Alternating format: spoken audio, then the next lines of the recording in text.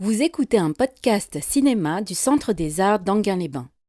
Merci à toutes et tous d'être présents aujourd'hui pour découvrir ce film tourbillonnant, comme vous allez le voir, autour d'un joueur de ping-pong inspiré d'un personnage réel qui existait dans les années 50. Je fais une présentation rapide parce que le film est assez long. Et puis voilà, après on aura, pour ceux qui le souhaitent, le loisir d'en rediscuter, de déplier un petit peu l'analyse.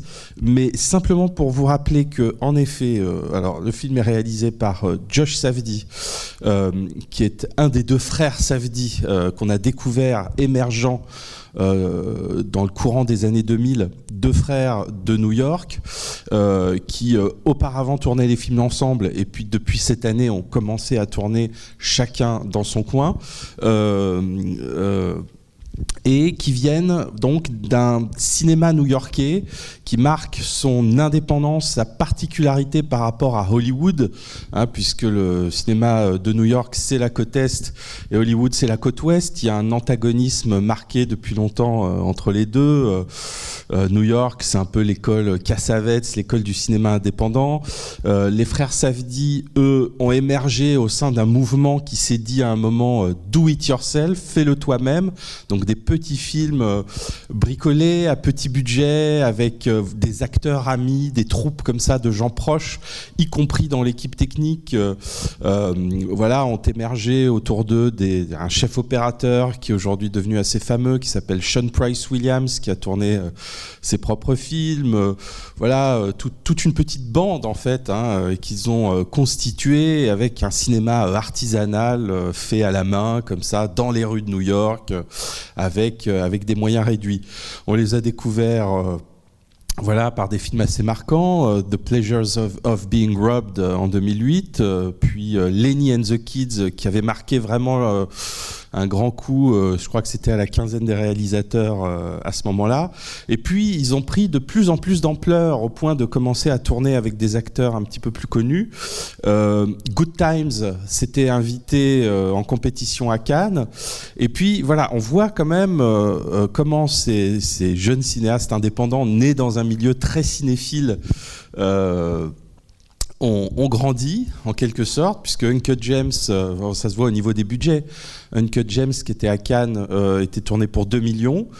Non, ça c'est Good Times pour 2 millions, Uncut Gems c'était 19 millions, et Le Marty Suprême que vous allez voir est un film à 70 millions de dollars. Voilà, donc on voit aussi un petit peu comment ces sphères de l'indépendance sont petit à petit réintégré à l'industrie, quoi. Voilà. Donc le film est très ambitieux, comme vous allez le voir. Il a tout un imaginaire new-yorkais qui le traverse, qui est lié, voilà, aussi une cinéphilie, les films de Scorsese, les films des frères Cohen, etc.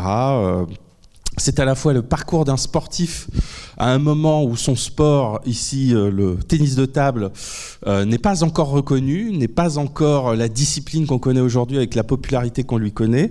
Et c'est assez marrant parce qu'il y a le parallèle avec Smashing Machine. Pour ceux qui étaient là, c'était un film sur un personnage de catcheur joué par The Rock qui introduisait la MMA, qui essayait d'imposer un nouveau sport qui est la MMA. Et là, voilà, les deux frères à distance tournent à peu près les mêmes sujets sur des sportifs qui essayent de faire émerger, qui essayent d'imposer une discipline au moment où celle-ci n'est pas encore tout à fait connue.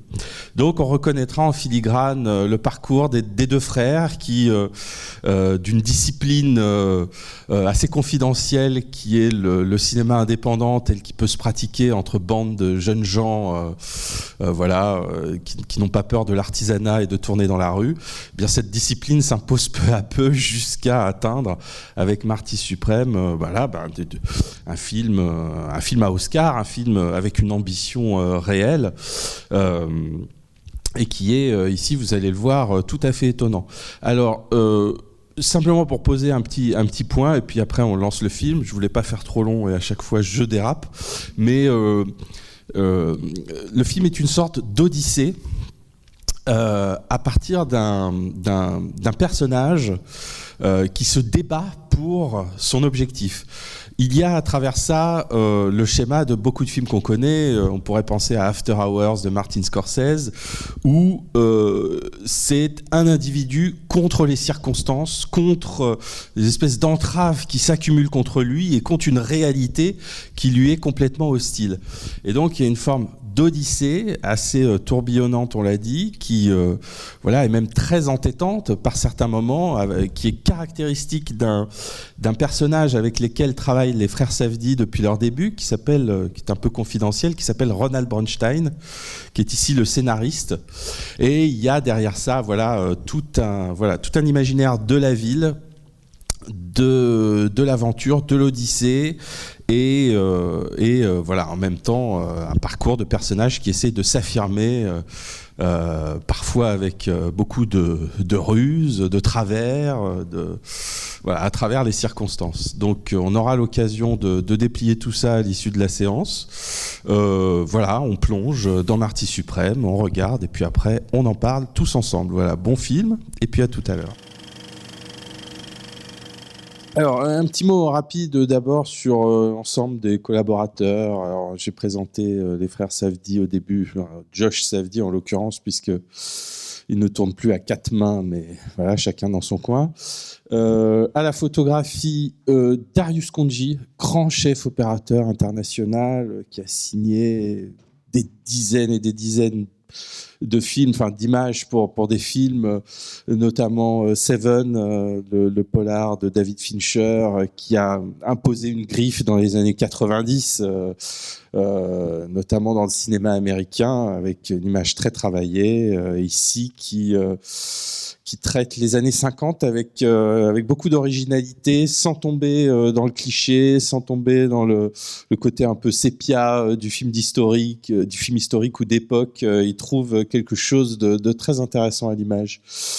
À la musique, Daniel Lopatin, musicien électronique très à la mode, qui est connu sous le nom de One O Tricks Point Never pour son nom de scène, et qui travaille ici un score assez intéressant entre comment dire, il y a une compilation de tubes assez célèbres, souvent piochés dans les années 80. Voilà, donc une espèce de court-circuit entre les années 50 et les années 80. Les années 50 qui seraient celles de l'intrigue, et puis voilà, cette musique anachronique délibérément. Et puis des montées électroniques, des nappes, tout un fond de musique comme ça qui participe beaucoup de la dramaturgie du film, qui est très importante.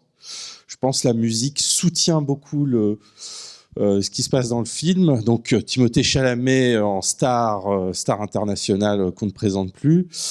Et puis au scénario, un personnage assez intéressant. J'en ai touché quelques mots au tout début, mais j'insiste sur lui parce que il fait partie de la bande des Safdie, de ce jeune cinéma new-yorkais qui a émergé, comme je vous en ai parlé tout à l'heure, dans les années 2000. Il s'appelle Ronald Bronstein. Il est scénariste, consultant au scénario pour les frères Safdie depuis leur début. C'est un projectionniste à New York, qui travaille comme projectionniste dans une salle de cinéma. Et il a réalisé un film qui s'appelait Farmland, qui est pareil, sorti dans la deuxième moitié des années 2000, je crois, et qui était caractéristique, très proche de ce que faisaient les Safdie, très accroché à un personnage névrosé, à ses obsessions et à comme ça une espèce de dérive urbaine où on ne quittait pas. On avait une sorte de fixation sur la névrose du personnage dans un film assez claustrophobe qui nous enfermait comme ça dans une sorte de dérive tout à fait marquante. Donc, et on retrouve cet apport de Bronstein dans les films des Safdie, dans celui-ci aussi en l'occurrence, même si l'ambition est beaucoup plus vaste. Il y a toujours cette façon de filmer des prises de bec, des accrochages, des dialogues assez serrés, assez tendus, et des dialogues même plutôt qui ont une vraie amplitude, et je crois que c'est une touche assez notable qui est amenée par le scénariste Bronstein, qui est une figure qui accompagne les frères Safdie depuis longtemps. Donc on a posé un petit peu ce paysage, et maintenant on va rentrer comme ça plus avant dans le film, donc qui tourne autour d'un sport, le tennis de table, à un moment où ce sport n'est pas encore reconnu à sa juste valeur aux États-Unis. Il commence à l'être à l'étranger, mais il reste, tel qu'il est posé au début du film, l'affaire de petits groupes de passionnés, en fait, d'amateurs comme ça, qui le font vivre dans des salles de sport entre eux, mais c'est pas du tout une voie de professionnalisation, et on va voir comment le personnage de Marty Mauser, joué par Timothée Chalamet, va rêver d'ascension sociale à travers ce sport, va rêver d'intégrer la société. C'est un petit juif new-yorkais sans le sou qui bosse dans le magasin de son oncle qui vend des chaussures, et comment à travers ce sport on peut rêver peut-être d'intégrer plus amplement la société américaine. Donc ça, c'est pour le cadre très général du film. Mais comme on peut le voir, le tennis de table en lui-même n'occupe pas forcément le centre du film. C'est pas tellement là-dessus qu'il est axé. On n'a pas affaire à ce qu'on pourrait appeler un film de sport ou un film qui cale sa dramaturgie sur le sport. Beaucoup moins, en tout cas, que ce qu'on avait vu en décembre avec Smashing Machine de l'autre frère Safdie, Benny. Beaucoup moins que, des canons un petit peu du genre. On pourrait penser à Raging Bull, et je pense que je vais y revenir un petit peu au fil de la démonstration. Mais on peut pas dire que ce soit un film calé sur la dramaturgie de la compétition, où il y aura des étapes pour arriver au sommet, d'autres personnages à affronter, etc. Non, pas tellement. Il y a du tennis de table au début, il y en a à la fin. Ce sont les deux phases vraiment sportives du film, mais c'est pas vraiment ça l'essentiel. L'essentiel, ça va être la lutte que mène le personnage de Marty pour essayer, il est sans le sou, il est débrouillard, il a beaucoup de bagou, beaucoup de faconde, il va essayer comme ça de gratter l'argent qu'il lui faut pour assister au championnat. Il a perdu les championnats à Londres, et il a quelques temps pour assister au championnat à Tokyo, et le film va être centré justement sur cette course pour chercher l'argent, avec une intrigue très entremêlée, très gigogne, entre tout un petit milieu de personnages qu'on va examiner, mais on peut dire que le corps du film, c'est ça, c'est cette course. Et ça, c'est très safdien, on peut dire, c'est très lié au film des frères Safdie, pour ceux qui auraient pu en voir, que ce soit Uncut Gems avec Adam Sandler, ou Good Times avec Robert Pattinson, qui était leur film précédent, où on a toujours affaire à un personnage, je parlais d'Odyssée au début, mais un personnage qui doit mener une course soit pour sa survie, soit parce qu'il a un objectif, soit parce que il doit résoudre un problème, et cette course nocturne, urbaine, c'est un petit peu plus large que ça, est une suite de problèmes, une suite d'entraves. On s'enlise dedans, il faut résoudre problème après problème, mais les problèmes s'emboîtent les uns dans les autres. Ça, c'est vraiment la dramaturgie typique d'un film des frères Safdie. Et je renvoyais ça tout à l'heure, peut-être un modèle de ça, un modèle possible, parce qu'il y en aurait plein. Ce serait le film After Hours de Martin Scorsese, où un personnage était pris toute une nuit dans une dérive urbaine et une suite d'embûches de laquelle il ne parvenait pas à se sortir. Donc là, le corps du film, c'est, si on exclut un petit peu l'introduction et la conclusion, ça va être tout ce long passage central au cours duquel Marty doit réunir la somme d'argent pour partir à Tokyo, étant un personnage qui n'en a pas un vrai galérien au pur sens du terme. À partir de là, qu'est-ce que fait le film? Sur quoi il se concentre? Je dirais que moi, ce qui me frappe dans ce film qui concerne un sport, c'est à quel point il est surtout centré sur la parole. La parole, et pas n'importe laquelle, puisqu'il va ouvrir ce qui permet au personnage d'essayer de réunir l'argent ou d'obtenir ce qu'il veut, etc. C'est un petit théâtre de la négociation permanente, de l'argutie, de la tentative de toujours essayer d'emporter la conviction de votre interlocuteur. Ce sentiment que dans chaque situation, il faut essayer d'en tirer le maximum, de saisir des opportunités, et quitte à utiliser parfois, très souvent, le mensonge, la manipulation, la rhétorique, tout ce qu'on veut. Et c'est ce qui s'attache précisément au personnage de Marty. Mais voilà, c'est ce théâtre de parole que le film ouvre et qu'il ne quittera pas. Puisque dès la toute première scène dans le magasin de chaussures, on voit qu'il y a un jeu qui s'installe entre le personnage de Marty et de Rachel pour, voilà, à partir d'une espèce de petit scénario qu'ils se sont inventés tous les deux, pouvoir se rejoindre dans l'arrière-boutique et ça donnait une étreinte, voilà, pour utiliser un langage peu fleuri. Mais voilà, et c'est toujours cette idée que on essaye d'obtenir quelque chose, et donc il faut raconter à l'autre une histoire. Il faut essayer de l'embarquer dans un narratif. Il faut lui donner quelque chose. Pour emporter sa conviction, il faut parler avant lui, parler à sa place, et toujours essayer d'animer comme ça la conversation pour en obtenir quelque chose.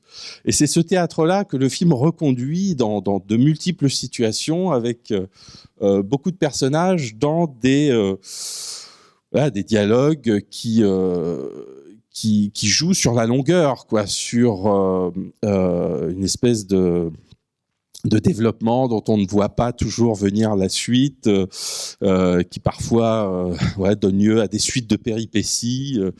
Il s'agit toujours de jouer là-dessus, quoi. Jusqu'où peut aller le dialogue, jusqu'où est-ce qu'il peut rebondir. Il y a une façon très dynamique de filmer les échanges. D'abord avec une caméra qui est souvent très serrée sur les visages, qui nous place au cœur de l'échange, dans justement la dynamique de ce qu'on appelle le champ contre champ, hein. On est très près des personnages, et le montage joue de ce ping-pong, si je puis dire, de répliques, hein, qui vient doubler les compétitions de tennis de table, mais qui est toujours dans le renvoi des répliques, des échanges qui, c'est vraiment, c'est pas pour établir une comparaison un peu foireuse, mais on est vraiment là-dedans. La façon dont Josh Safdie mène les scènes aussi, une façon d'entrer dans le dialogue, dans les échanges, qui fait que ce sont des échanges croisés, où tout le monde parle en même temps, où les paroles se recouvrent, hein, où il n'y a pas une réplique et puis la suivante, etc. Mais c'est un télescopage permanent, une sorte de magma sonore qui, encore une fois, nous propulse dans ces embrouilles à répétition, en fait, hein, puisque on ne fait que passer d'une embrouille à l'autre. Et à travers ça se détache évidemment la lutte du personnage pour essayer d'obtenir ce qu'il veut. Et ce qui est très intéressant, c'est la façon dont finalement le film greffe deux sortes de luttes, d'objectifs, d'obsessions. L'obsession de Marty de participer à sa compétition de tennis, de vivre de son sport, d'y arriver comme il peut. Et puis l'obsession de Rachel de vivre avec Marty, d'assumer son amour pour lui, et les deux vont se greffer, se rencontrer et organiser les deux principales quêtes du film, si on veut bien. Le début est très beau, je trouve. Enfin, le film est assez prodigieux dans l'ensemble. Peut-être qu'il ne va pas jusqu'au bout, et j'essaierai d'expliquer pourquoi, mais en tout cas, il a beaucoup de sacrés moments, de scènes vraiment splendides, et l'ouverture est évidemment très belle, qui place comme ça la course du personnage qui va s'enclencher, son désir d'ascension sociale, comme on l'a dit, avec l'idée d'une naissance, d'une fécondation, comme ça, où on voit les spermatozoïdes lutter eux aussi, rentrer dans une course, se frayer un chemin vers l'ovule. Alors il y a ce très beau truc, cette très belle idée de filmer ça, enfin en tout cas de le rendre dans le film, des éclairs lumineux qui accompagnent la fécondation de l'ovule, parce que c'est vrai, il paraît qu'il y a des... J'avais lu ça dans un article, que ça... Voilà, la fécondation s'accompagne d'éclairs de lumière, quoi. Et il montre ça, évidemment, il compare avec il y a une comparaison qui s'établit avec la balle de ping-pong, quoi, la balle blanche entre l'ovule et la balle. Enfin voilà, toute cette ouverture est assez belle, je trouve. Et à partir de là, le film va enclencher sur un rythme assez soutenu, avec tous ces échanges dont on a parlé, etc. Donc, à travers ça, il y a à la fois le récit d'ascension sociale, le récit amoureux qui se mêle, toute cette galerie de personnages que Marty va solliciter pour essayer de mener son embrouille jusqu'au bout. Marty, c'est un personnage qui a... c'est assez courageux d'avoir fait un héros comme ça qui n'est pas d'un bloc, qui parfois exagère, même très souvent. Il abuse aussi, il n'hésite pas à manipuler son interlocuteur, il va trop loin. Il y a une âpreté aussi du personnage qui est, je trouve, assez courageux, puis qui contourne comme ça les canons contemporains, où on a souvent des héros d'un seul bloc, etc. Et là, le personnage est bien souvent énervant, agaçant, arrogant, et en même temps... très attachant aussi par plein d'aspects, mais ça n'est jamais univoque sur ce qui l'entoure. Et évidemment, il va avoir affaire à des représentants plus ou moins bien intégrés de la société new-yorkaise, jusqu'à ce Rockwell, qui est une figure de la haute société WASP, blanche, intégrée, etc., avec sa femme, ancienne actrice sur le retour, jouée par Gwyneth Paltrow. Et évidemment, on a là le portrait à la fois d'une vitalité qui est celle de Marty, cette vitalité du personnage qui lutte, cette vitalité de la vie elle-même biologique qui se fraye un passage, puisque Rachel est enceinte et qu'elle va lutter pour faire reconnaître la véritable paternité de son enfant. Donc, une espèce de vitalité qui s'attache aussi, je dirais, à l'appartenance minoritaire du personnage. Parce qu'évidemment, la judéité fait partie du tableau. Ce sont des juifs new-yorkais, c'est présent et c'est rappelé à plusieurs reprises par bien des choses, par bien des aspects. Il y a tout un paysage de l'être juif qui se manifeste au cours du film. Plein de clins d'œil. Déjà, le personnage s'appelle Mauser, c'est assez étonnant parce que c'est le nom d'un armurier allemand bien connu. Donc ça, c'est déjà une première chose. Mais il y a plein d'allusions dans le film. Il y a le passage sur les camps et le récit d'un des partenaires, adversaires de Marty, qui va raconter son expérience à Auschwitz dans une scène complètement hallucinante qui est pour moi une des plus fortes du film, qui mène à une vision absolument incroyable, ce moment où le personnage se recouvre de miel et se fait lécher par... qui est une vision à la fois répugnante et sublime, presque un tableau de martyr, et à la fois grotesque à cause de ce corps velu comme ça, recouvert de miel, qui est vraiment un des passages les plus fous, je trouve, les visions les plus étonnantes que le film arrive à créer.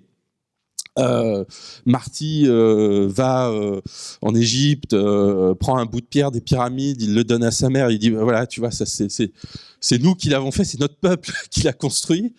Le mafieux joué par Abel Ferrara avec son chien dira toi tu es un mensch. Voilà, il y a un tableau de la judéité qui est lié à cette course acharnée, à ce milieu des petits juifs qui se battent pour leur survie dans le New York des années 50 et qui, dans tout le parcours de Marty, dans la façon dont il va essayer de taper à toutes les portes, de taper aux portes de cet entrepreneur de stylo, de cette grande actrice, d'avoir une espèce d'aventure avec elle, etc., se joue là-dedans un paradoxe qui était celui de la communauté juive dans l'après-guerre, en fait, aux États-Unis. C'est-à-dire qui, à la fois, a une très vive opposition et même une hargne très prononcée envers la société majoritaire, en fait cette majorité WASP dont on a parlé, et en même temps un désir d'intégration terrible, absolu, quoi. Où c'est les deux, c'est ce paradoxe, cette contradiction qui va les mener, les animer, etc. Il faut à la fois s'intégrer et en même temps, tout en n'oubliant pas ce qu'on est, tout en gardant au fond vive cette lutte permanente. Et tout le film est un petit peu là-dessus. Alors, ça, c'est pour moi ce qui est le plus intéressant. Les passages avec Rachel sont souvent les plus beaux. C'est de l'histoire d'amour et absolument pas cliché dans le film, et je trouve très bien mené, parce que c'est vraiment la façon dont deux obsessions se percutent l'une l'autre, et c'est assez beau. Il y a un côté à la fois, je parlais d'Odyssée, oui, il y a quelque chose d'homérique dans l'accumulation des péripéties, la façon dont les embûches n'arrêtent pas d'être semées sur le chemin de Marty, et dont tout ce parcours culmine vers une sorte de cauchemar. Et cette âpre volonté d'intégration, ce terrible désir de vouloir appartenir à la société, cet objectif qui est presque un mirage, quoi, de vouloir s'intégrer par le sport et de prendre la discipline peut-être la plus ignorée, la plus honnie, pour se créer un parcours de réussite, c'est la folie du personnage, et ça ira assez loin. Je trouve que le film n'hésite pas. Alors, ce que je trouve plutôt vivifiant pour le cinéma américain d'aujourd'hui, qui est en très grande difficulté, qui est pas très bon, qui a un peu perdu la boussole, le cinéma américain qui a longtemps été un des plus grands du monde est en phase de déroute actuellement. Ça correspond à beaucoup de choses, à la situation d'Hollywood, à la société américaine. On pourrait établir plein de diagnostics si on veut. Mais le film, pour moi, déjà, il est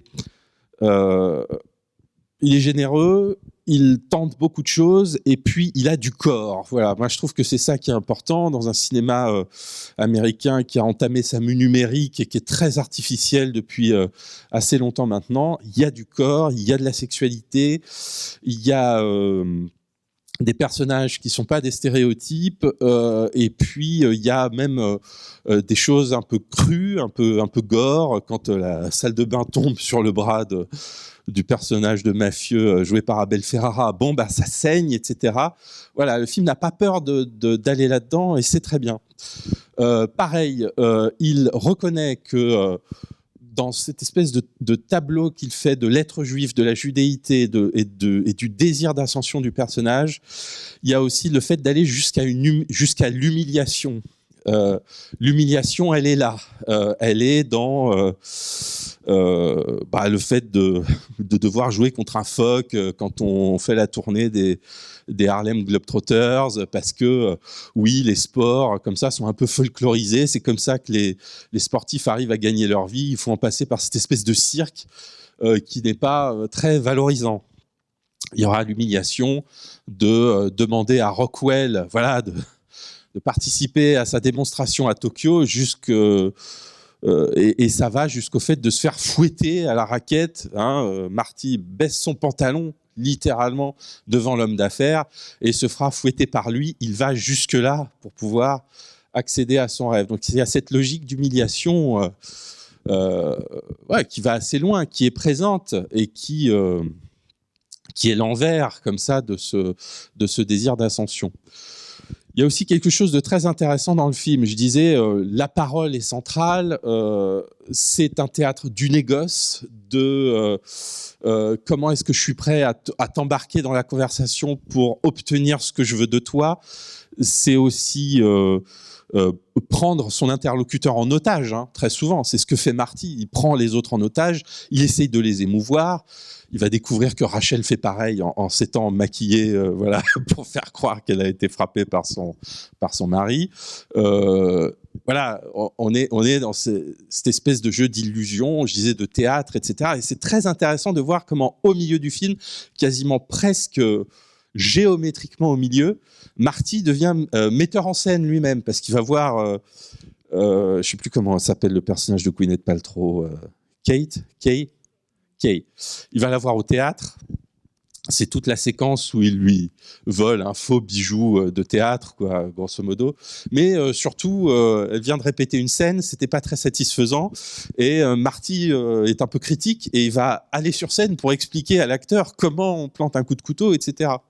Et là, c'est vraiment, je pense, une bonne analyse du film lui-même, une bonne façon dont le film se révèle.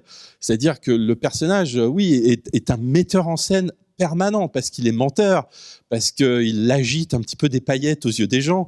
Il essaye de convaincre le père de son copain de fabriquer des balles oranges. Il embarque tout le monde dans son truc, et puis il n'arrête pas de tromper son monde, quoi, quelque part.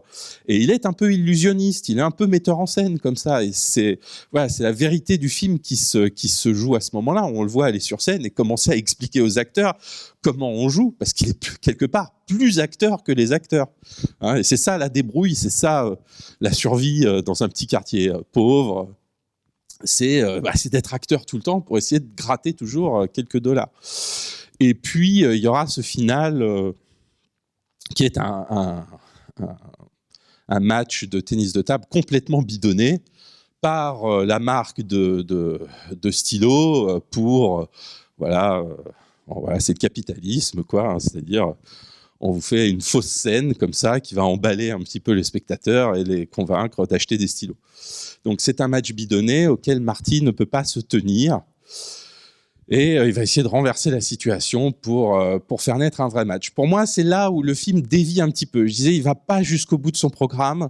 En effet, parce qu'on pourrait se dire quand même que il y a quelque chose de terrible dans ce parcours d'intégration. J'en ai touché 2 mots. C'est l'humiliation auquel l'Amérique soumet ses minorités pour pouvoir accéder au grand tableau général, en quelque sorte. Et là, on sent que le film ne va pas jusqu'au bout. Il est question à un moment ça devrait être le simulacre maximum, en fait. Hein. C'est la pièce de théâtre qui est inacceptable. Et il y a une partie du contrat auquel Marty n'était pas au courant, ce qui doit embrasser un porc à la fin. Bon, alors, le film évite ça.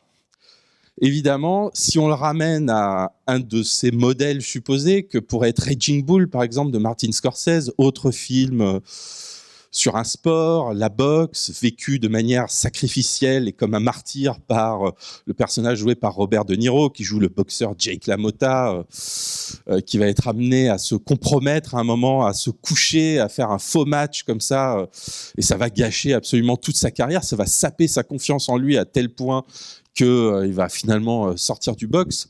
Bon, Raging Bull n'évitez pas le tragique, l'humiliation et quelque part la destitution du personnage comme une sorte de conscience que c'était un faux contrat quelque part, cette ascension par le sport, et qu'il y avait un mensonge fondamental derrière auquel le personnage ne pouvait pas accéder. Il devenait comique de stand-up dans des clubs miteux, obèse, etc. Enfin, en tout cas, le film allait loin dans la dégradation du personnage. Et là, c'est comme si Josh Safdie pouvait pas aller jusque-là. On sent bien que ça aurait été la logique, hein, quelque part, cette logique du pire, ce faux contrat du spectacle américain ou du capitalisme représenté par cet homme d'affaires, qui vous entraîne dans une spirale d'humiliation, de ridicule. Mais on est à un moment où c'est plus comme dans le nouvel Hollywood, ou alors le sommet de la période scorsésienne des années 80, où le cinéaste était un auteur, était quelqu'un qui avait la puissance de décision sur son film. Aujourd'hui, ce qu'il faut dire, c'est qu'une star comme Timothée Chalamet, elle est coproductrice du film. C'est quelque chose qui se répand de plus en plus, qui est de plus en plus courant à Hollywood, où aujourd'hui, un film un peu audacieux, un peu courageux, très inventif comme celui-ci ne peut plus se faire sans la présence d'une grande star, et même sans la montée en production de ces grandes stars qui deviennent de plus en plus aujourd'hui, comme DiCaprio pour Une bataille après l'autre, comme il y a plein d'exemples. Aujourd'hui, les stars sont celles qui elles deviennent coproductrices. Elles occupent donc une position qui devient presque supérieur, presque voilà, au-dessus du réalisateur, qui n'est presque plus qu'un employé. J'exagère beaucoup, mais en tout cas, cette présence des acteurs stars en production, pour moi, empêche les films d'aller souvent aussi loin qu'ils pourraient aller. Parce que là, qu'est-ce qui se passe à partir du moment où Marty reprend les rênes du jeu, il réorganise un vrai match à la place du faux match qui vient de se placer. Bon, ben, on rentre dans une logique qui est celle de l'héroïsation du personnage, hein, et puis du happy end quelque part qui va se passer avec la naissance de l'enfant et tout. Alors la scène à la maternité, la conclusion à la maternité est assez belle, où le personnage pleure devant le visage de l'enfant qui finit par reconnaître. Mais voilà, ce match qui est renversé, qui est retourné, qui fait gagner Marty. Et pour moi, une concession quand même, malgré tout, à la logique du happy end, à l'héroïsation du personnage, au fait qu'on ne peut pas on ne peut pas suivre ce parcours de dégradation et d'humiliation jusqu'au bout, et qu'il faut quand même, voilà. Et on sent qu'à ce moment-là, le film devient un petit peu plus faible, hein, qu'il y a quelque chose de plus conventionnel qui prend le relais, et que voilà, c'est comme si il fallait quand même que l'image de Timothée Chalamet ne soit pas trop écornée et qu'il puisse se refléter comme ça dans un succès qui est, là pour le coup, l'idéologie américaine qu'on connaît bien. Alors je dis pas que ça, que ça gâche le film, ou que ça invalide tout ce qu'on a vu, défendu, ou pu. Je trouve qu'il y a plein de scènes admirables et que le film arrive à nous emballer, nous entraîner. Vraiment, voilà. Mais c'est aussi le symptôme du cinéma américain aujourd'hui tel qu'il fonctionne, avec ces stars productrices qui, à mon avis, règnent un peu trop et écrasent un peu trop les films. C'est un problème avec lequel les cinéastes et les créateurs aujourd'hui doivent se coltiner ça, mais ça donne des films très intéressants comme celui qu'on a vu, mais ça mérite aussi d'être un peu décrit. Voilà, j'ai beaucoup parlé, excusez-moi, je suis toujours très bavard, mais Jean-Paul a le micro, et vous pouvez ne pas du tout être d'accord avec moi, vous pouvez avoir envie de dire d'autres choses, avoir remarqué des choses que j'ai pas dites, des questions pourquoi pas, mais surtout des avis. Voilà, c'est le moment, n'hésitez pas, vous êtes restés jusque-là, donc on a une première main qui se lève. Et je vous écoute. Nous vous écoutons. Bonjour, merci beaucoup pour votre analyse. Moi, je suis complètement d'accord avec vous, et je trouve que, moi, ce film m'a beaucoup fait penser à Nora, sur le rythme, sur les séquences qui s'enchaînent à un rythme fou, etc. Et je suis complètement d'accord avec votre conclusion. Et je pense que Nora a eu le César parce que justement, peut-être il n'y avait pas de star, en effet. Anora, c'est en effet, je ne sais pas si on l'avait passé ici, non, je ne me rappelle plus. Si, on l'avait passé. C'est un plus petit budget, en effet, hein. C'est un film qui est plus modeste, etc. Mais qui, vous avez tout à fait raison, est sur un même modèle de course-poursuite, de logique du pire, d'odyssée à la fois comique et un peu dramatique aussi, mais en effet qui n'avait pas peur d'aller jusqu'à une sorte de noirceur finale ou de décomposition du personnage, où à un moment le rêve débouche sur son envers, alors qu'ici le rêve est plutôt reconduit en quelque sorte et validé par cette fin. Et c'est vrai que c'est intéressant de les comparer, et je pense que voilà.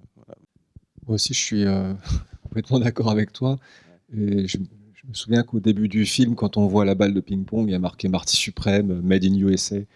Donc il y a quand même toute cette mythologie de la réussite à l'américaine, avec quand même cette idée qu'ils ont là-bas aussi que chacun en fait a une sorte de talent inné, quoi, quelque part, qu'il faut exploiter au maximum. Même lui, il en fait toute cette promotion, mais ce qui était très intéressant, c'est qu'à un moment donné, il finit par perdre contre ce Japonais, il trouve plus fort que lui. Mais le film ne peut pas s'empêcher de quand même lui donner une victoire finale. Et j'ai trouvé ça très, très décevant. Et je suis d'accord avec tout ce que tu as expliqué par rapport à ça, d'autant plus que les deux autres films que j'avais beaucoup aimés des frères Safdie, qui étaient Good Times et Uncut James, eux, j'ai l'impression, allaient vraiment jusqu'au bout de cette logique de fuite en avant, etc., qui ne pouvait que mal se terminer, en fait. Mais probablement, tu as raison sur le fait qu'il y a Timothée Chalamet. Je crois. Ce qui me fait dire, c'est que y a eu quelques articles sur le personnage qui a inspiré Marty Mauser. C'est un personnage réel qui a vraiment existé, qui s'appelle Martin Reisman, je crois, qui a écrit des mémoires. Alors, des mémoires qui ont servi de source au scénario du film. Et Marty Reisman, tel qu'il était décrit dans ces articles, c'était voilà, un petit juif né dans les années 30, dans le Lower East Side à New York, certes, ça c'est assez fidèle, mais un joueur qui a gagné quelques tournois, mais pas tant que ça en fait. C'est-à-dire c'était un bon adversaire, mais c'était pas un grand joueur non plus. Et je pense que le film, le vrai bon film, c'est un vrai bon film. Et moi, je trouve que c'est un film même assez prodigieux dans le paysage américain actuel. Mais on rêve du film qui aurait cerné en quoi ce personnage, animé d'une force vitale incroyable, d'une combativité, d'un truc de conviction, pouvait être aussi un joueur moyen. Enfin, c'est pas forcément une star, pas forcément le meilleur, etc. Pas rentrer dans ce schéma de réussite à l'américaine, mais à quel point voilà, la médiocrité pouvait être aussi... pouvait se combiner avec cet énorme appétit de vie, quoi. Et c'est le cas du vrai Marty Reisman. Alors, je dis médiocrité, c'est des mots un peu durs, mais voilà, ça a été un bon joueur, mais pas un joueur au top. Et c'est intéressant de voir que finalement, le sport a été introduit aux États-Unis par un joueur qui n'a jamais complètement brillé, quoi. C'est un petit peu plus intéressant que... Bon, mais là, oui, on a l'impression que le film... Alors, Josh Safdie, il n'est pas fou. Et son scénariste, Bronstein, non plus. C'est quelque chose qui pointe très souvent dans le film. Voilà, cette versatilité du personnage, les limitations, etc. Mais oui, peut-être que la présence de Chalamet fait qu'à la fin, il faut que la fin soit plus positive, qu'elle retombe un petit peu plus sur ses pattes que ce qui aurait été possible autrement. J'ai été heureusement surprise, et aussi grâce à mon fils qui est très cinéphile aussi, qui m'a dit « Maman, vas-y, ça vaut quand même le coup ». Et puis ce que j'ai trouvé, c'est qu'il y a beaucoup d'humour. Alors ça a été une surprise parce que je m'y attendais pas. Mais bon, Chalamet, il est bien, mais il est quand même exaspérant, juste pour mon goût. Et ensuite, ces boutons, je suppose qu'ils ont été faits exprès pour le film. Et du coup, il fallait terminer sur une belle image de Chalamet, quand même, enfin, du personnage et de Chalamet. Parce que c'est vrai qu'il a eu du courage de supporter des boutons. Oui. En effet, c'est un personnage assez âpre, assez difficile à supporter. C'est une tête à claque. Et il y va, et je suis d'accord avec vous, Chalamet, c'est pas un acteur que je trouve extraordinaire, à vrai dire. Bon, il se trouve qu'il suscite une attention mondiale, un désir international, qu'il a fixé quelque chose visiblement de libidinal pour beaucoup de spectateurs et de spectatrices. Donc, il est devenu une star, c'est vrai, et on le voit dans beaucoup de films. Il a l'air de naviguer dans une carrière où il choisit des choses intéressantes comme celui-là, mais je trouve pas que ce soit un acteur hyper convaincant. Et là, c'est la première fois où je me dis, il se passe quelque chose. Il rend ce personnage crédible. Il va au bout du côté tête à claque, etc. Alors, pas complètement, comme on l'a dit, mais et voilà, il arrive à être énervant. Il s'est composé un visage avec sa petite moustache, ses lunettes pas possibles, à monture un peu désuète et tout. Enfin bon, voilà. Les gros sourcils aussi. Avec les gros sourcils, il s'est fait un visage. Là où on voit que c'est un acteur limité, et c'est aussi ce qui pour moi atteint un peu la fin du film, c'est que au moment où il voit son bébé à la maternité, ses larmes sont numériques. Bon voilà, alors ça, typiquement, c'est pour moi, on tombe dans l'artifice, on retombe dans beaucoup de choses à la fin, et oui, c'est ce qui prédomine. C'est pour ça que c'est pas complètement émouvant, parce qu'on sent que c'est un peu artificiel, quoi. Donc, mais quand même, meilleur rôle de Chalamet jusque-là, je pense, on peut le dire, parce que il donne beaucoup, il y va à fond, et il le fait exister, ce personnage. Chalamet, il est jeune. Moi, je suis pas fanatique de Chalamet, mais il a 30 ans. Quand même, en 2 ans, il a joué Bob Dylan, et là, ce personnage. on va peut-être lui laisser le bénéfice du doute par rapport à la suite de sa carrière. Parce qu'on se rappelle quand même que DiCaprio, dans ses premiers films, il n'était pas excellent non plus. Hein. Non, mais bien sûr, moi je veux pas condamner Chalamet du tout. C'est juste qu'il est devenu totalement omniprésent, indispensable, etc. Et que non, c'est aussi cette figure de l'acteur-producteur, moi, que je remets en question. Parce que je trouve qu'il pèse beaucoup sur les films aujourd'hui et que on a baissé en âpreté, en complexité de personnages depuis que c'est le cas. Et ça se constate un peu partout. Alors, il faudrait prendre des exemples, etc. Mais il y avait par exemple ce film, je ne sais pas si vous l'avez vu, Baby Girl avec Nicole Kidman, qui était une sorte d'histoire un peu sadomaso, quoi, de domination, etc. Un sujet un peu sulfureux, mais pareil, Nicole Kidman est actrice, productrice, elle entre en production, elle est coproductrice, et du coup, le film est un peu bridé, quoi, il peut pas aller vraiment jusqu'au bout. Donc voilà, c'est un autre exemple, mais je trouve que ça se généralise de plus en plus. C'est ça que je visais à travers Chalamet. Après, on va voir, il va peut-être aller plus loin et tout, et devenir de plus en plus convaincant, je l'espère. On verra bien. C'est à cause de Tom Cruise, hein, déjà, l'histoire des producteurs, tout ça. Lui, ça fait 15 ans, mais... Tom Cruise, et puis qui s'est trouvé un réalisateur à sa solde, en quelque sorte.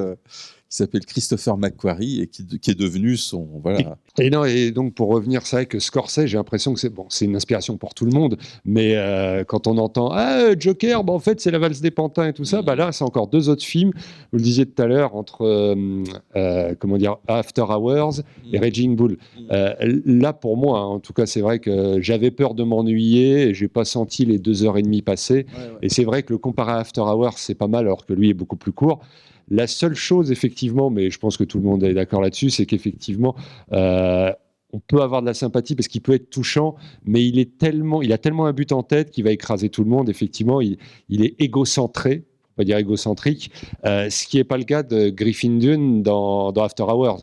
Moi, je trouve ça bien que le personnage soit désagréable, qu'on a envie de lui mettre des claques. Il y a un truc, à un moment, il parle de son copain adversaire, il dit... je sais plus ce qu'il... Au journaliste. Auschwitz n'a pas fini le boulot. Et je vais finir le boulot. Putain, c'est un truc... il va il se rattrape quand même. Il se rattrape aux yeux des spectateurs en disant mais moi je peux me permettre. Parce que sinon on l'avait compris, mais voilà. Façon de dire moi je peux jouer sur tous les tableaux, je peux tirer toutes les ficelles, je m'en fiche. Il est sans scrupule quoi. Et ça énerve le spectateur. Enfin ça énerve. Le film est par moments assez énervant. Et par moments, on est submergé, il se passe trop de trucs, il y a trop de personnes qui parlent en même temps. Il y a un côté, des fois, un peu étouffant dans le film. Hein. C'est vrai. Hein. Ça, c'est très fréquent dans le cinéma des frères Safdie qui jouent à la fois des plans serrés comme ça sur les visages, d'une certaine claustrophobie. Hein, et en même temps, c'est aussi ce qui nous implique dans le film, ce qui fait qu'on est pris comme ça parfois à la gorge et tout. Mais il y a une âpreté, il y a un côté du film qui peut des fois sembler étouffant au spectateur. Et bon, je trouve que ça fait aussi partie du tableau, ça à mettre au crédit du film qui prend le risque de pas toujours arrondir les angles et d'être un peu saillant quoi, aussi parfois. Oui, ça me fait plaisir vos dernières paroles parce que c'est exactement ce que j'ai ressenti. Je ne sais pas pour le moment si j'ai aimé le film. Ouais. J'en saurai plus demain quand je l'aurai dit. Un peu Alors justement, ce qui m'a un petit peu embêté dans le film, c'est qu'il y a trop de choses qui arrivent. Il y a un moment, il y a trop d'emmerdes quoi. Et on n'y croit plus trop. J'ai un peu lâché prise là-dessus. Et depuis le début, je n'ai eu aucune sympathie pour aucun des personnages. Et normalement, dans un film, on est censé avoir de la sympathie. Et au contraire de tout le monde, moi, j'ai zéro sympathie pour... Il m'exaspérait, pas possible. Jusqu'à la dernière minute où on le voit... Alors bon, après, si c'est des larmes de crocodile, machin, sa façon d'être ému avec son fils... Tout d'un coup, il y a toute la sympathie là qui est ressortie, alors que je l'ai détestée. Mais elle aussi, je l'ai détestée. C'est-à-dire qu'elle, elle paraît un petit peu gamine comme ça, puis tout d'un coup, on s'aperçoit qu'elle ment aussi. Donc j'ai détesté. Et en plus, alors j'en ai déduit là depuis 5 minutes que tout le monde discute. J'ai l'impression d'avoir vu en fait des ados qui jouent à des jeux interdits. C'est une bande d'ados, lui, qui entraîne tous les copains. Ils auraient pu avoir 12 ans. Il entraîne tous les copains dans ses plans un peu foireux, mais avec des conséquences d'adultes.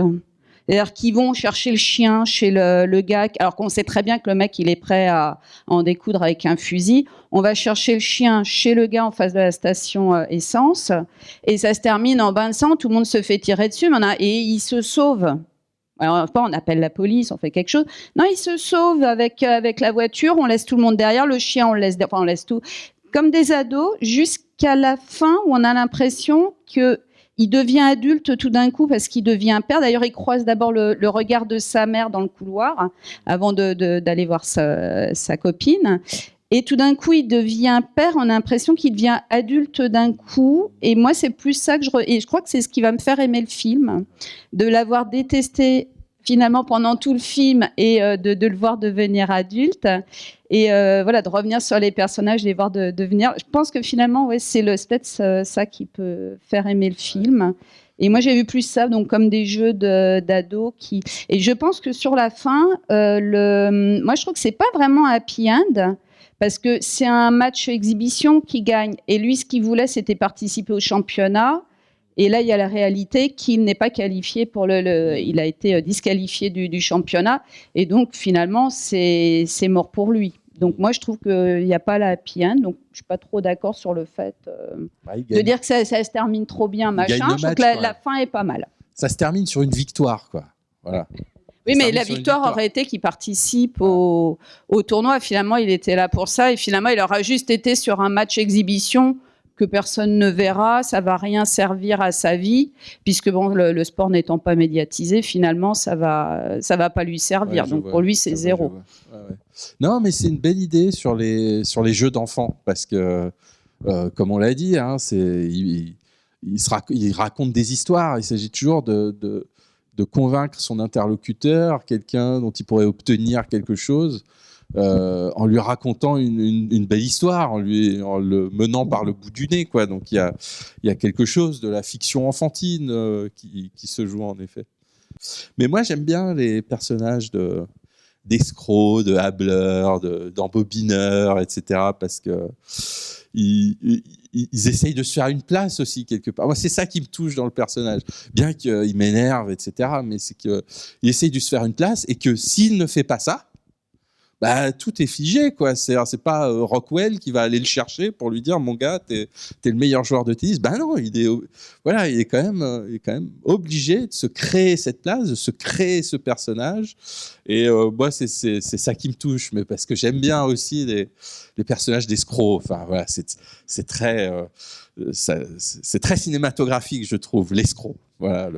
Ça fait donc le lien avec Attrape-moi si tu peux. Donc, ouais, tout à fait. Ouais, et pour abonder dans le sens, sur le côté enfant, Gwyneth Paltrow lui dit, j'ai l'impression d'avoir affaire à un gamin, on dirait ma mère. Ouais, mais c'est totalement ça, jusqu'à la fin. D'ailleurs, à la fin, je suis assez d'accord parce que, bon, pour moi, ça reste quand même le côté positif, donc ça reste une happy end, mais il est tellement débiteur de tellement de choses, de tellement de gens, même de la morale, d'une certaine façon, que pour moi, malgré les larmes numériques, ça le rachète pas totalement. C'est sympa, mais ça le rachète pas. Ouais. J'ai une question sur Rockwell. Je regardais brièvement. C'est pas vraiment un acteur à la base, le gars. C'est un chef d'entreprise ou je sais plus quoi. Mais ça je sais pas. A priori, il n'a pas fait grand-chose, mais il est apparu une ou deux fois, ou alors c'est sur 2 sites, ils se sont trompés dans Wikipédia, mais là-dessus, c'est rare. Et c'est bizarre parce que le choix des interprètes, au-delà de Timothée Chalamet et au-delà de la bande de potes des Safdie, il y a un truc, non, je sais pas. Ah, moi, je trouve que, en fait, on sent que Josh Safdie, il a fait un casting un peu hétéroclite. Alors bon, il y a la star centrale Chalamet, mais au-delà de ça, c'est super parce que il fait rentrer Abel Ferrara. C'est pas un acteur certifié, c'est un réalisateur. Abel Ferrara qui joue le mafieux, c'est un réalisateur bien connu qui a fait, qui ne doit pas être simple à gérer, qui a fait Bad Lieutenant, qui a fait pas mal de films très intéressants, mais qui n'est pas un acteur et il l'intègre au casting. Alors Rockwell, je ne sais pas qui c'est, mais ça ne m'étonnerait pas qu'ils aient pioché quelqu'un, trouvé quelqu'un pour son visage, pour l'expression. Ils ont l'habitude de faire ça, des castings assez hétéroclites, parfois même un peu sauvages, comme ça, de créer un truc par le casting qui sort un petit peu des sentiers communs. Et moi, je trouve que à ce titre-là, les personnages féminins sont très beaux dans le film. Vraiment, je trouve que c'est une des vraies réussites du film dans les personnages féminins. Déjà, Rachel, alors je serais incapable de citer le nom de l'actrice, c'est une jeune actrice qui est pas du tout stéréotypée, qui est incroyable. Moi, je trouve que c'est un très beau personnage, en plus, un personnage amoureux comme ça, vraiment formidable. Gwyneth Paltrow, l'aventure avec Gwyneth Paltrow, c'est 2 âges différents, ça crée un truc un peu surprenant dans le film. Et puis il y a la mère là, qui est jouée par voilà une actrice de sitcom, je sais plus comment elle s'appelle, mais Fran Drescher, voilà, c'est ça, exactement. Moi je trouve que voilà, sur tous les et puis alors je dis les personnages féminins, oui, parce qu'ils ont une existence particulière, mais on étendrait volontiers à tous les personnages secondaires. Il arrive à créer un fourmillement de personnages, de figures, jusqu'aux copains chauffeurs de taxi, au chef de la salle de ping-pong. Ils ont tous, au patron véreux de l'hôtel qui est tellement miteux, qui s'écroule sur lui-même. Voilà, c'est des gueules, c'est des présences. Il le rend crédible quand même, ce New York comme ça, ce New York du Lower East Side, des quartiers pauvres, par toutes ces figures, quoi. Et ça, je pense que c'est à mettre au crédit du film. Et voilà, et c'est ce que je voulais dire aussi. Ce qui est intéressant dans le film, c'est qu'il y a des détails sur cette période charnière du sport, du tennis de table. Il joue avec ça dans le film. Donc la couleur des balles avec les balles oranges, comment on va passer de la raquette sans revêtement à la raquette avec mousse, qui est un peu l'apport de ce joueur-là. Enfin, c'est intéressant la façon dont ils intègrent ces questions quand même, qui seront des évolutions du sport et alors voilà, et il y a aussi, je sais plus, j'avais lu ce détail quelque part, je sais plus exactement où, mais que les parties de ping-pong sont filmées, donc avec Chalamet, ses adversaires et tout, et que les balles sont numériques. Voilà, c'est un effet spécial. C'est pour ça. C'était ça le truc. J'ai un peu suggéré ça au début du film, mais je pense qu'en s'intéressant à cette communauté de passionnés, de spécialistes autour d'une discipline comme ça, qui sont tous réunis dans les petits cercles le soir où ils se retrouvent à la salle de sport, qui sont des passionnés, qui sont des gens qui poussent un peu leur discipline comme ça, je crois qu'il y a une sorte de métaphore aussi de la cinéphilie, de ce que c'est que d'être des groupes de cinéphiles, des gens passionnés de cinéma au point qu'on veuille faire des films, et que quelque part les débuts du mouvement amateur des frères Safdie, quand ils faisaient des films dans le groupe Do It Yourself, fais-le toi-même, des petits films bricolés dans les rues de New York, c'est un peu pareil en fait, c'est ces groupes de passionnés comme ça qui se soudent autour d'une activité, d'une discipline, d'une connaissance de leur art, de leur sport et tout. C'est vrai que le film ramène à plein. Ouais. Ça peut de plein de trucs réels en fait. Ce qui pousse d'ailleurs, c'est intéressant, ça pousse le rapprochement entre sport et spectacle, quoi, qui est un peu filé tout au long du film. Le sport, c'est une performance, c'est jamais très loin d'un spectacle. Où est la limite entre le théâtre complètement bidonné et la vraie performance sportive qui se joue en direct? Voilà, il y a avec les Harlem Globetrotters, les numéros qu'ils font pour survivre, enfin pour gagner de l'argent, quoi. Et puis les passages par les scènes de théâtre où joue Kay, actrice sur le retour et tout ça. Il y a cette question c'est toujours entre le vrai et le faux en fait. Le film est là-dessus, quoi. Quelle est cette frontière entre l'impulsion vitale réelle de vouloir s'en sortir, pousser jusqu'au bout, suivre son truc, les mensonges qu'on est prêt à agiter, la scène de théâtre, la scène de sport. C'est toujours la question de est-ce que le faux est si distinct et séparable du vrai, ou est-ce que tout est toujours un peu emmêlé, embrouillé jusqu'au vertige, quoi. Je crois que c'est un petit peu autour de ça que finit par tourner le film. Et c'est pour ça qu'il aurait dû être beaucoup plus embrouillé et beaucoup plus entre les deux et beaucoup plus indécidable à la fin, alors qu'il choisit quand même, il choisit la victoire, le succès, il choisit la fiction, quoi, il choisit le... Bon. Alors, merci beaucoup, Mathieu. On va devoir rendre la salle. Fermer la salle. Il y a une séance qui arrive Fermer derrière. les lieux. Merci à toi. Et juste pour dire qu'on se retrouve en fait dimanche prochain pour le film de Park Chan-wook, Aucun autre choix. Aucun autre choix, en effet. Alors, on change d'univers. C'est un thriller coréen par l'un des maîtres du genre qui s'appelle Park Chan-wook et qui a déjà toute une œuvre derrière lui depuis All Boy, Mademoiselle, Decision to Live dernièrement. Et là, vous allez voir. C'est un film c'est un livre qui avait déjà été adapté par Costa Gavras avec José Garcia. C'est une histoire qui mêle le secteur du travail et la criminalité. Donc, j'en dis pas beaucoup plus. On se retrouve la semaine prochaine, pour ceux qui veulent, ceux et celles qui veulent. Et puis, vous allez voir, c'est assez détonnant.